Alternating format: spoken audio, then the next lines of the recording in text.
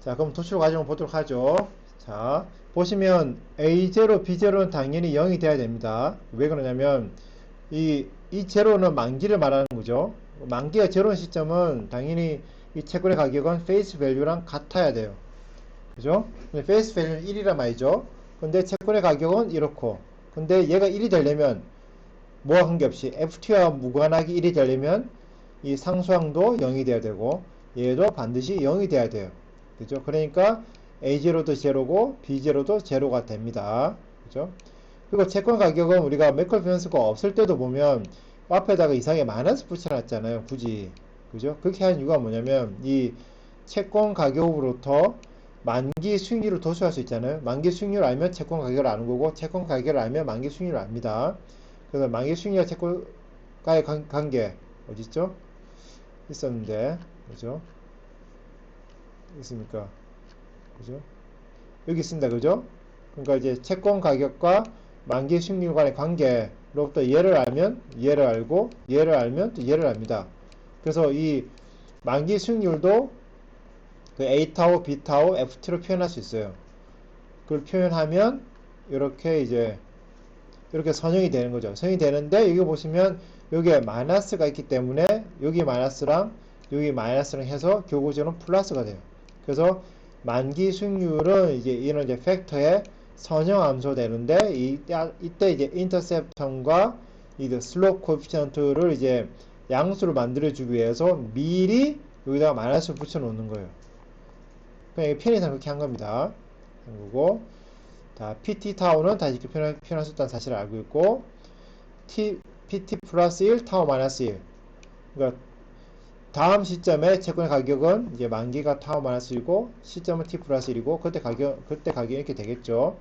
똑같습니다. 다른 게 없어요. 그냥 이제 프라이싱 포뮬라. 이게 바로 프라이싱 포뮬이잖아요. 그죠? 현재 채권의 가격은 SDF 곱하기 1 period ahead bond price. 하고 이것들의 expectation을 취해주면 돼요. condition expectation이죠. 내가 t 시점까지 정보를 알고 거기다 expectation을 취해주는 거예요.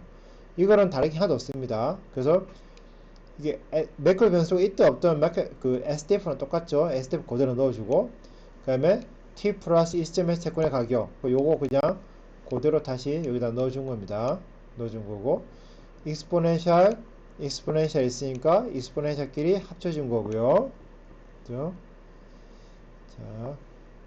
자, 여기서 이제 지금 했던 것처럼 여기서 이제 확률 변수는 얘가 확률 변수고 얘도 확률 변수예요. 그리고 요거 FT 플러스 1에다가 FT 플러스 1이 이렇게 결정된다는 사실을 알고 있으니까 그죠? 이거 VR1 프로세서로부터 물론 이제 MT 플러스 1도 이게 MT 플러스 1은 하고 표현할 수 있겠지만 MT 플러스 1은 쓸데가 없습니다. 그래서 FT 플러스 1에 대해서만 한 거예요. 그래서 여기 이제 FT 플러스 1 자리에 얘를 집어넣어 주는 거죠. 그래서 집어넣어 준 게 요게 집어넣어 준 겁니다. FT 플러스 1 자리에 얘를 넣어 준 거예요. 얘를 넣어 준 거고 그 다음에 이거 보시면 이제 있죠? 그렇죠. 여기 얘도 확률 변수고 얘도 확률 변수니까 확률 변수인데다가 보시면 얘도 VT 플러스 1이고 얘도 VT 플러스 1이니까 VT 플러스 1은 묶어서 기대값 안에 그대로 둔 거죠.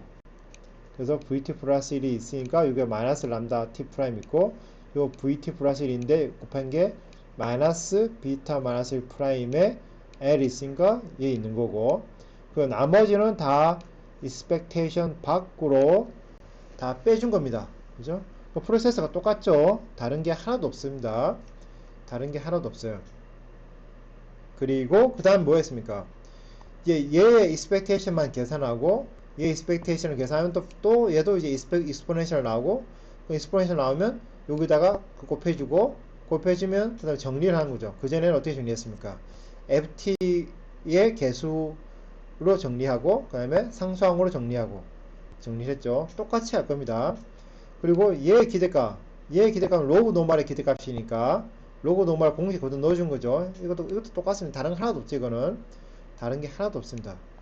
그래서 얘를 다시 넣어서 정리를 한 거죠. 정리할 때 뭐 프라임 그냥 집어넣어서 프라임 하고 그냥 뭐 귀찮지만 그냥 하나하나씩 계산한 거죠. 이렇게 이렇게 분배 법칙 이용하면서 쭉 계산한 겁니다. 이렇게 계산한 거고. 그래서 이 부분을 계산하면 이 부분도 어쨌거나 결국은 익스포넨셜 나오고, 이미 앞에 있던 부분도 이제 익스포넨셜이니까 익스포넨셜로 다 묶어주는 거죠. 다 묶어주는 겁니다. 그죠? 자, 그 다음에 어떻게 됩니까? 이건 지금 우리가 이거 계산한 게 뭔가, 이거 지금 우리가 뭐 계산했습니까? 우리가 계산한 거는 뭐냐면 프라이싱 포뮬라의 우측을 계산한 거예요. 프라이싱 포뮬라, 요거 이게 우측항이고 이게 좌측항이란 말이에요. 이게 PT 타우. 지금 우리가 우측항을 다 계산한 거예요. 우측항만 따로 다 계산한 겁니다. 우측항만 다 계산한 거고, 우측항만 다 계산한 거고, 그 다음에 얘 우측항은 좌측항과 같아야 되잖아요. 그죠? 그러면 좌측항과 같으려면 어떻게 되겠습니까? 좌측항 같으면. 근데 좌측항은 뭐로 되냐면, 좌측항은 익스포넨셜의 상수항과 ft항만 돼 있어요. 근데 우측항은 상수항도 있고 ft항도 있고 mt항도 있겠죠. 그러면 상수항은 상수항끼리 같아야 되고, ft항은 ft항끼리 같아야 되고, 그 다음에 mt항은 어떻게 됩니까? mt항은 0이 돼야 되죠. 여기서 mt항은 0이 돼야 돼요. 이쪽에 mt항은. 그래서 이제 그렇게 할 겁니다. 그래서 보시면 이제 어디냐, 여기 이게 마켓 프라이스 리스크잖아요. 요 마켓 프라이스 리스크에다가 마켓 프라이스 리스크에 대한 가정이죠. 가정을 넣어주는 거예요. 이게 어디 있습니까? 우리 처음에 마더 스페시피케이션에서 했었죠. 이거 뭐 람다 t 자리에 얘를 넣어줄 거고요. 그 다음에 넣을 때는 phi f의 ft 더하기 m phi 곱하기 mt가 될 거예요. 왜냐면 xt 안에 mt xt 안에 위에는 ft, 밑에는 mt란 말이죠. 그러니까 phi f 곱하기 ft 더하기 phi m 곱하기 mt 해주면 돼요. 그리고 이제 rt도 그대로 넣어줄 겁니다. rt도 그대로 이제 이 식에다 넣어줄 거예요. rt도 있습니까? 여기 rt 자리에 요거 가정 넣어주고, 람다 t 자리에 마켓 프라이스 리스크에 대한 가정을 넣어주고, 넣어주는 거죠. 그 넣어줘서 정리를 합니다. 정리를 할 때 어떻게 하냐면, 상수항은 상수항끼리 같아야 되고, 그 다음에 ft항은 ft항끼리 같아야 되고, mt는 mt끼리 같아야 돼요. mt 같다는 소리는 왼쪽은 0이니까 오른쪽도 0이 됩니다. 이게 왼쪽이고 0이고 오른쪽이 이게 오른쪽 항입니다. 이게 mt항이에요. 얘가 0이 돼야 돼요. 얘는 바뀐 게 하나도 없습니다. 얘는 바뀌는 게 하나도 없어요. 이제 얘가 0이 돼야 돼요. 얘가 0이 되려면 이거 두 개가 날라가 되니까 얘와 얘가 같아야 되는 거죠. 그러니까 식이 3개가 나오는 거예요. 그래서 채권 가격을 유도할 때는 이 3개를 만족시켜야 됩니다. 자, 지금 우리가 뭘 했는지 다시 한번 생각해 봅시다. 지금 우리가 하는 거는 무재정 차익 조건을 이용한 거예요. 그러니까 무재정 차익 조건을 이용했다는 근거가 뭡니까? 그 근거가 뭐냐면 우리가 프라이싱 포뮬러를 사용했다는 게 바로 no arbitrary condition을 말하는 거예요. 왜? 이 프라이싱 포뮬러가 도출될 때 바로 no arbitrary condition에 도출됐기 때문에 그런 거죠. 왜냐면 그 no arbitrary condition 조건 결정했던 이유가 뭡니까? 왜냐면 이게 유틸리티 매스마이제이션 사용했기 때문에 그런 거예요. 왜냐면 만약에 arbitrary 존재한다면 arbitrary 통해서 우리가 리스크 테이킹 없이 이득을 얻은 다음에 그 이득으로부터 효용을 더 증가시킬 수 있단 말이죠. 그죠? 근데 현재 그 프라이싱 포뮬러 사용하면 프라이싱 포뮬러 자체가 우리의 유틸리티를 맥시마이즈 하는 거기 때문에 더 이상의 아비처리지는 없는 거란 말이죠. 그러니까 프라이싱 포뮬러 사용했다는 자체가 아비처리 컨디션이고, 그리고 이 모형을 우리가 affine term structure, affine이라는 말은 선정의 뜻이 linear한 뜻이에요. 이거를 affine term structure 모형이라고 부르는 이유는 이게 단기금리도 FT의 선형함수고, 이 마켓 프라이스 리스크도 이 FT의, 그러니까 팩터들의 선형함수라서 얘를 우리가 affine term 모형이라고 불러요. 게다가 뭐도 affine입니까? 게다가 이 YTM 만기 수익률도 FT의 선형함수 되는 거죠. 그래서 얘를 우리가 따로 affine term structure 모형 부르는 거고, affine term structure 모형 부를 때는 당연히 이 모형을 말해요. 그리고 매크로 파이낸스 affine term structure 모형에 그러면 대부분 이 모형을 말한다 보시면 됩니다. 이게 가장 파퓰러한 모형이기 때문에 그렇습니다. 자, 다시 돌아와서, 그죠? 예, 됐습니다. 이게 이제, 이게 매크로 변수가 있을 때, 매크로 변수가 있을 때 본드 가격을 도출한 거예요. 근데 보시면, 이 우리가 하는 접근법은 partial equilibrium approach입니다. 그게 무슨 말이냐면, FT와 MT는 외생적으로 주어지는 거죠. FT와 MT가 외생적으로 주어지면, 주어진 걸로부터, 이거 보시면, 어디 있나요? 그, FT 프로세스, FT의 프로세스가, 어디 있나? 그렇죠. 예. 그리고, 그렇죠. 그러니까 이제, FT, MT가 그냥 독구다이로 그냥 VL1 프로세스로 가는 거예요. 그래서 매 시점마다 뭘 만들어내냐면, 매 시점마다 F와 M을 만들어내는 거죠. 뭐에 근거해서? 어제의 F와 어제의 M, 그리고 그 당일에 새로운 시작에서 그냥 F와 M이 만들어져요. FM 만들어집니다. 그게 만들어지면 이 F와 M이 뭘 만들어진 거예요? 얘가 바로 본드 가격을 결정해 주는 거란 말이죠. 본드 가격이, 전기의 본드 가격이 F에 영향을 미치거나 M에 영향을 미치지는 않아요. 그러니까 팩터들은 외생적으로 주어지고, 팩터들이 외생적으로 주어지면 비로소 그 팩터로부터 이제 본드 가격이 결정된 거죠. 그런 팩터들 중에는 매크로 변수 있는 거예요. 그래서 인플레이션이나 성장률 같은 것들이 채권의 가격에 영향을 미치게 되어 있는 거죠. 하지만 채권의 가격이 역으로 인플레이션이나 이런 성장률에는 영향을 못 미친다고 가정하고 있는 거예요. 그래서 이런 이제 매크로 변수는 순전히 외생적이고 오로지 채권의 가격만 내성적이기 때문에 얘를 우리가 partial equilibrium approach라고 해요. 물론 채권의 가격과 이제 거시 변수가 동시에 내생적으로 결정되는 모형도 있습니다. 그게 바로 이제 general equilibrium 또는 이제 그 DSC 모형에서 그걸 많이 하긴 하지만, 그런 모형들을 옛날에 많이 했습니다. 요즘에는 그렇게 많이 하진 않아요. 왜냐면 옛날에 많이 했는데, 왜냐면 이론적으로 굉장히 어트랙티브 하거든요. 이론적으로 굉장히 어트랙티브 하죠. 하지만 그 통계적으로는 정말 퍼포먼스가 안 좋아요. 그래서 사람들이 잘 안 합니다. 또 굉장히 복잡할 뿐더러 그래서 잘 안 해요. 자, 여기까지가 이제 매크로 변수를 넣었을 때 이제 채권의 가격을 도출한 거고요. 마지막 하나만 더 말씀드릴 거는, 왜 단기금리에 MT가 안 들어가느냐, 그리고 왜 본드 가격에 MT가 안 들어가느냐를 설명드리려고 해요.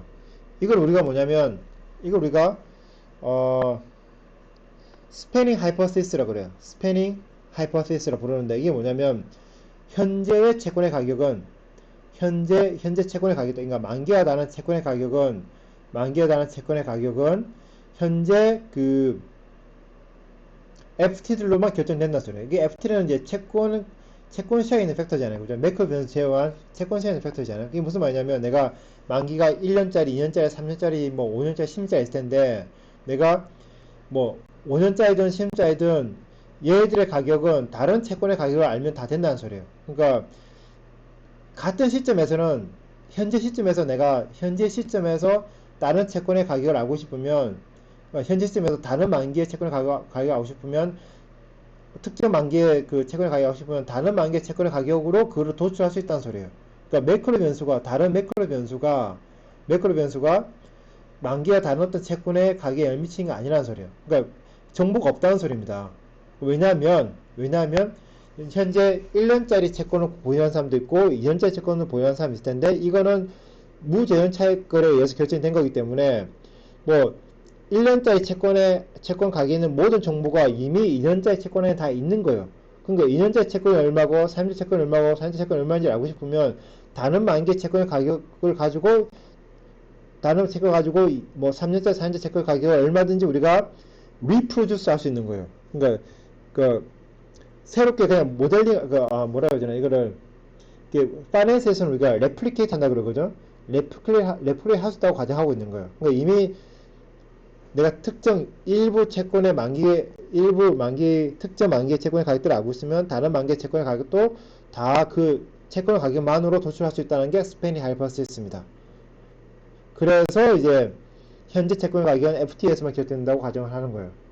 하지만 다음 기회 채권의 가격에 대한 예상을 할 때는, 예상한다는 소리는 어떤 걸 예상한 겁니까? FT 플러스 1을 예상한 거예요. FT 플러스 1을 예상할 때는 FT에도 정보가 있지만 MT에도 정보가 있다는 소리예요. 근데 FT 플러스 1만 있으면 FT 플러스 1 가지고 FT 플러스 1은 FT 플러스 1만 있으면 그걸 가지고 만기가 1년, 2년, 3년, 4년 다 할 수 있잖아요. 그러니까 그 FT 플러스 1이라는 정보는 1년, 2년, 3년, 4년 채권 다 있는 거예요.